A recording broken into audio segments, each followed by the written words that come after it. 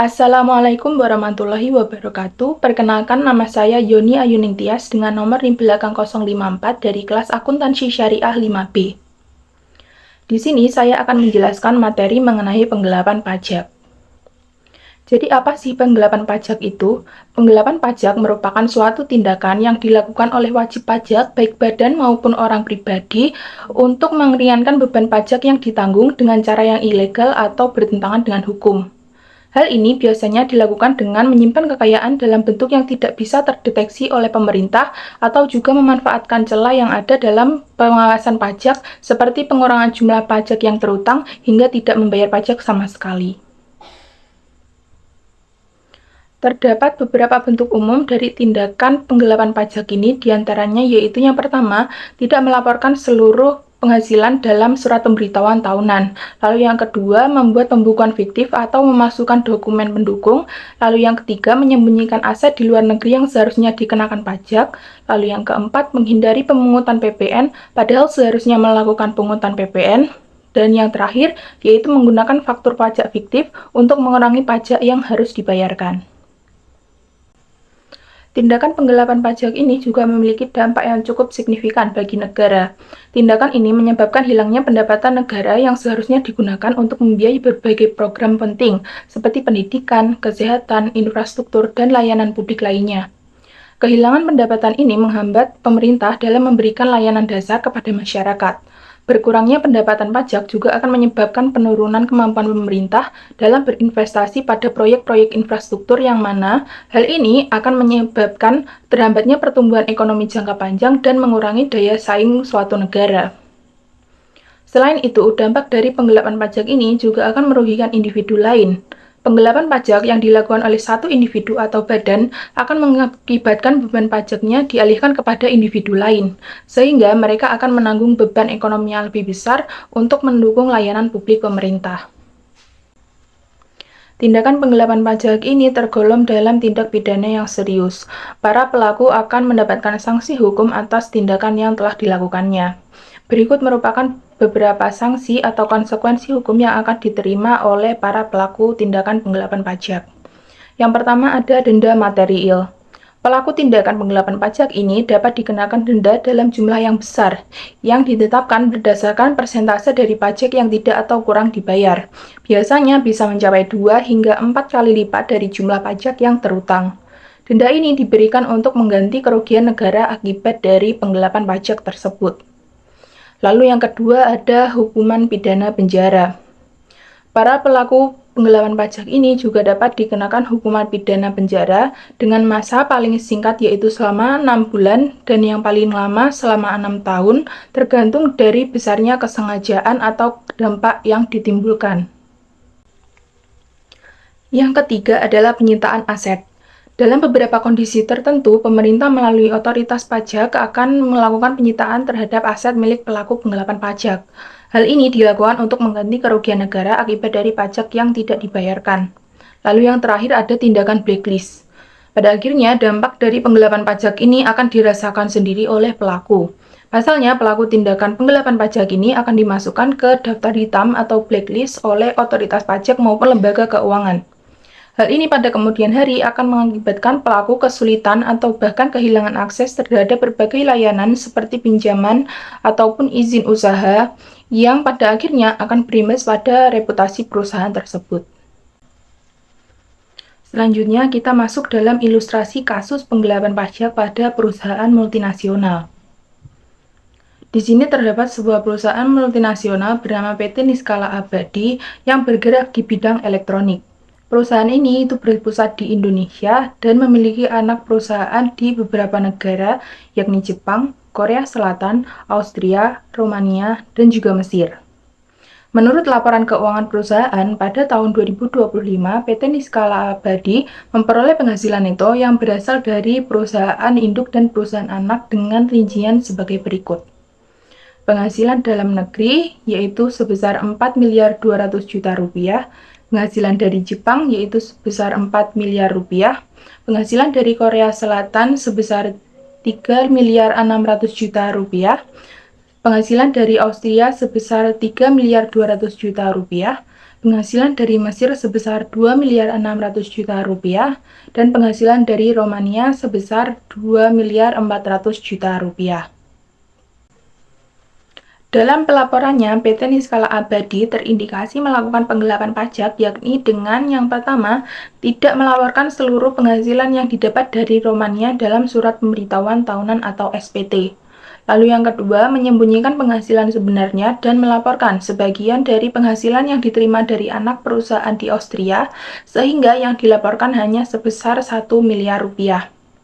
Lalu yang ketiga, memanipulasi pendapatan dari Mesir dan Jepang dengan menurunkan laba sebenarnya, sehingga penghasilan yang dilaporkan hanya sebesar 1.700.000.000 rupiah untuk Mesir dan 1.500.000.000 untuk Jepang.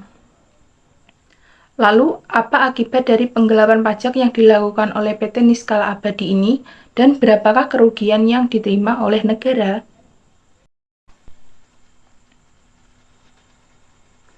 Jadi, untuk menghitung jumlah kerugian yang diterima oleh negara atas tindakan penggelapan pajak dari PT Niskala Abadi ini, yang pertama kita akan menghitung PPh yang seharusnya dibayar. Jadi yang pertama yaitu dengan menghitung total penghasilan kena pajak dari PT Niskala Abadi. Perhitungan ini melibatkan penjumlahan dari penghasilan dalam negeri dan juga penghasilan dari luar negeri, seperti penghasilan dari Jepang, dari Korea Selatan, dari Austria, dari Mesir, dan dari Romania. Dari jumlah penghasilan tersebut diperoleh total penghasilan kena pajak dari PT Niskala Abadi yakni sebesar 20 miliar rupiah. Lalu yang kedua yaitu adalah menghitung total PPh terutang. Total PPh terutang itu dihitung dengan mengalihkan total penghasilan pajak dengan tarif pajak dalam negeri, yakni 22% dikalikan dengan 20 miliar rupiah didapat 4.400.000.000 rupiah. Lalu yang selanjutnya menghitung PPh maksimum yang dapat dikreditkan. Untuk dapat menghitung PPh maksimum yang dapat dikreditkan di setiap negara anak perusahaan, dapat dihitung dengan membagi jumlah penghasilan kena pajak luar negeri dengan total penghasilan kena pajak, lalu kemudian dikalikan dengan PPh terutang. Nah, dari perhitungan tersebut didapat bahwa PPh untuk anak perusahaan di Jepang yang dapat dikreditkan yaitu maksimal sebesar 880 juta rupiah. Untuk Korea Selatan yaitu sebesar 792 juta rupiah, untuk Austria yaitu sebesar 704 juta rupiah, untuk Mesir yaitu sebesar 572 juta rupiah, dan untuk Romania yaitu sebesar 528 juta rupiah. Yang selanjutnya menghitung PPh yang dibayar di luar negeri. Untuk dapat menghitung PPh yang dibayar di luar negeri, kita dapat menghitung dengan mengalihkan penghasilan kena pajak luar negeri dengan tarif pajak yang berlaku di negara tersebut. Untuk PPh di Jepang, maka dapat dihitung dengan mengalihkan tarif 23,2% dikali dengan pendapatan sebesar 4 miliar rupiah, dihasilkan 928 juta rupiah. Untuk PPh di Korea, dengan tarif pajak 24%, maka didapat PPh yang dibayar di luar negeri yaitu sebesar 864 juta rupiah. Untuk PPh di Austria dikalikan dengan tarif yang berlaku di Austria sebesar 23%, didapat hasil PPh sebesar 736 juta rupiah. Untuk PPh di Mesir dengan tarif 22,5% dikalikan dengan penghasilan yang didapat di Mesir, diperoleh hasil 585 juta rupiah. Dan untuk PPh di Romania dengan tarif pajak 16% dikalikan dengan penghasilan yang didapat sebesar 2.400.000.000 rupiah, didapat hasil PPh sebesar 384 juta rupiah. Yang selanjutnya yaitu menghitung total kredit pajak. Jadi, hasil dari pajak yang dibayar di luar negeri yang sebelumnya telah dijelaskan, tidak semuanya itu bisa dikreditkan. Pajak yang dapat dikreditkan itu tidak boleh melebihi dari batas maksimum yang ditentukan. Sehingga, untuk PPh di Jepang yang dapat dikreditkan hanya sebesar 880 juta rupiah. Untuk PPh di Korea Selatan hanya bisa dikreditkan sebesar 792 juta rupiah, PPh di Austria dikreditkan sebesar 704 juta rupiah, PPh di Mesir dikreditkan sebesar 572 juta rupiah. Dan yang terakhir untuk PPh di Romania, karena PPh di Romania ini jumlah yang dikreditkan itu di bawah dari batas maksimum, maka pajaknya itu dapat dikreditkan seluruhnya. Sehingga didapatkan total kredit pajak yaitu sebesar 3.332 juta rupiah.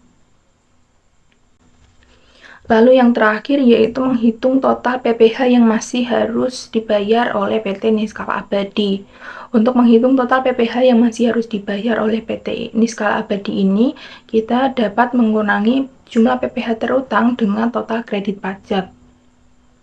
Nah, pada PT Niskala Abadi ini diketahui bahwa total PPh yang sebenarnya masih harus dibayar oleh PT Niskala Abadi ini adalah sebesar 1.068 juta rupiah yang didapat dari jumlah PPh terutang sebesar 4.400 juta rupiah dikurangi dengan total kredit pajak sebesar 3.332 juta rupiah.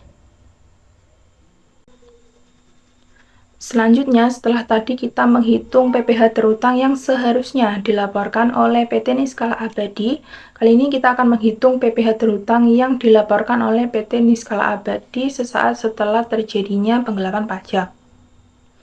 Nah, seperti yang kita ketahui bahwa PT Niskala Abadi ini terindikasi telah melakukan penggelapan pajak, yakni yang pertama itu tidak melaporkan seluruh penghasilan yang didapat dari Romania dalam surat pemberitahuan tahunan, lalu yang kedua menyembunyikan penghasilan sebenarnya dan melaporkan sebagian dari penghasilan yang diterima dari anak perusahaan di Austria, sehingga yang dilaporkan hanya sebesar 1 miliar rupiah.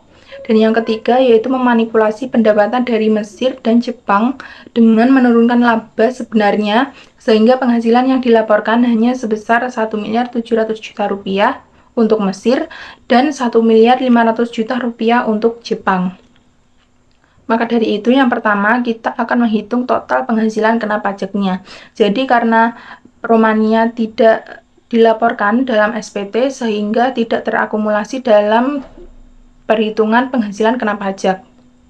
Sehingga setelah penggelapan pajak ini terjadi, didapati bahwa penghasilan dari Jepang yaitu sebesar 1.500 juta rupiah.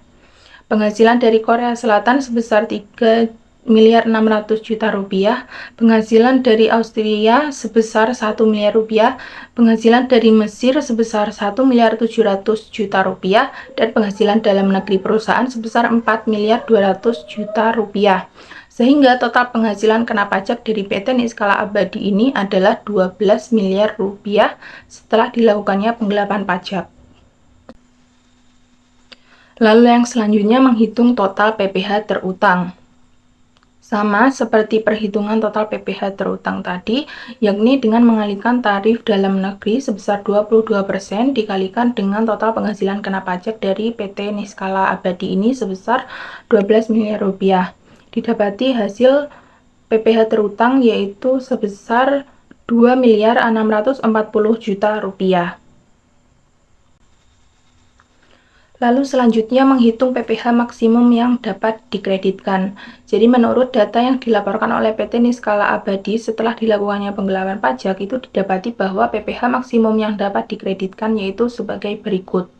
Untuk PPh di Jepang yakni sebesar 330 juta rupiah, PPh Korea Selatan yakni sebesar 792 juta rupiah, untuk PPh Austria yakni sebesar 220 juta rupiah, dan PPh Mesir yakni sebesar 374 juta rupiah.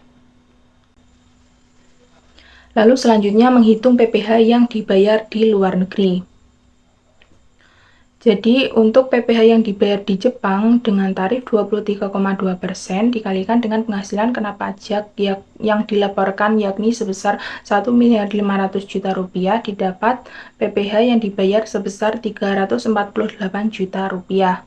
Untuk PPh di Korea Selatan dengan tarif sebesar 24% dikalikan dengan penghasilan kena pajak sebesar 3.600 juta rupiah didapat hasil 864 juta rupiah.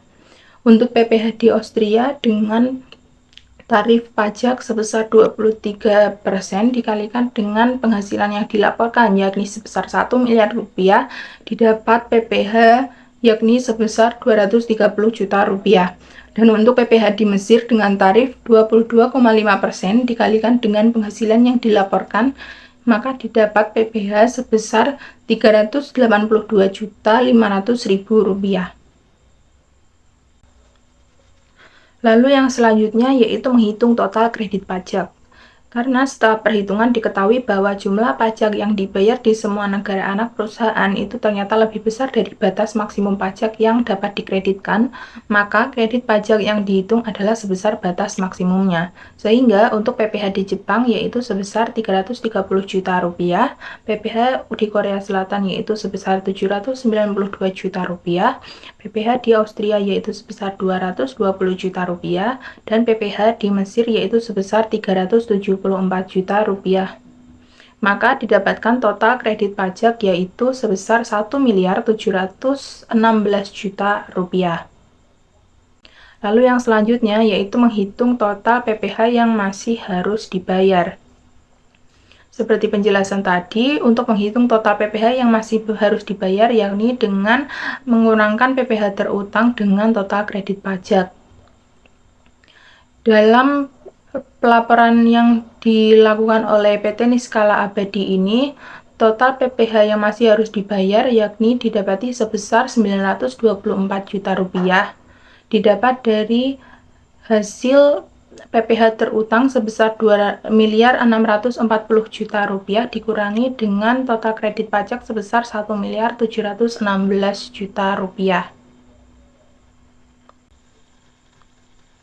Lalu, langkah final yang dilakukan yakni menghitung total kerugian yang diterima oleh negara.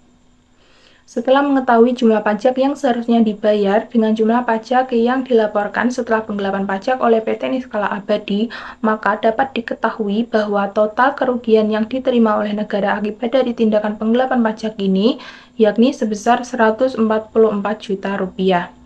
Total kerugian yang diterima oleh negara tersebut dihitung dengan mengurangkan pajak yang seharusnya dibayar dengan pajak yang dilaporkan, sehingga perhitungannya adalah sebagai berikut, yakni 1.068 juta rupiah dikurangi dengan 924 juta rupiah. Maka didapat kerugian yakni sebesar 144 juta rupiah. Tindakan penggelapan pajak yang dilakukan oleh PT Niskala Abadi ini memiliki beberapa dampak yang ditimbulkan, baik bagi pemerintah maupun bagi pelaku sendiri. Tindakan penggelapan pajak ini itu membuat negara rugi akibat dari pajak yang tidak dilaporkan secara rinci. Pajak yang dibayarkan oleh PT Niskala Abadi ini padahal nantinya itu akan digunakan oleh pemerintah untuk mendanai pembangunan infrastruktur di berbagai bidang. Pajak yang dibayarkan ini itu juga membantu pemerintah untuk menjalankan program-program yang dibentuk untuk masyarakat. Misalnya untuk program beasiswa yang membantu anak-anak yang kurang mampu untuk melanjutkan pendidikannya. Dengan tindakan penggelapan pajak, maka program-program tersebut itu bisa saja tidak berjalan maksimal sehingga dapat mempengaruhi kondisi sosial ekonomi suatu negara. Selain itu, tindakan penggelapan pajak juga menyebabkan kerugian yang signifikan pada perusahaan yang melakukannya. Perusahaan yang melakukan penggelapan pajak ini seperti PT Niskala Abadi contohnya, itu dapat dikenakan denda dengan jumlah yang jauh lebih besar dari pajak yang seharusnya dibayarkan.